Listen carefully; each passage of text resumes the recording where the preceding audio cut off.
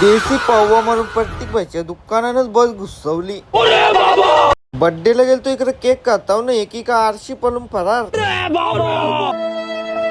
शाकाहारी जेवायलाच बसले पण तवऱ्यान टेम्पो आली. संघर्ष रडवतो पण आयुष्य घडवतं. या अशा शाकाहारी जेवण आपल्याला आरामशीर गेला. स्वागत तुमचं ब्लॉगरच्या ब्लॉग मध्ये. वाटताने हरकत टॉन घेऊन बसलेला वाटतानच काय आला. वायरीव पंखा होता का पंख्या वायर होती काही समजतच नव्हता. आजचा पंखा भिंगत होता. घरी येऊन बघता तो उत्ता न पडले कोंबडा लगेच कोंबड्याच्या लाता घालून कोंबड्याला उठवलं. कोंबडा पण चिरून आला मारायला. मागून 2 लाता एक्स्ट्रा घातल्या.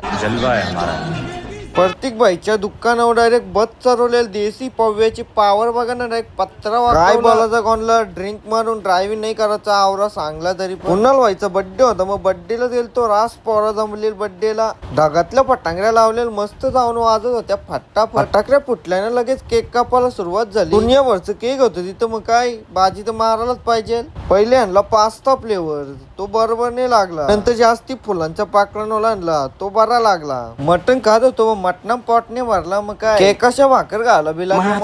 चॉकलेट आपल्या पटने म्हणून घास माराच्या आधीच फेकून दिला. गाडी घेऊन घरीच निघणार होतो पण तवऱ्या बघता तो कोणतरी आरशी उपटून फेकून दिले ना. ब्रेक पण तोरले. साली पनवती मागं फिरतं का मी पनवतीच्या मागं फिरताव. असंच नवनवीन ब्लॉग बघायला ब्लॉग वर फॉलो करा.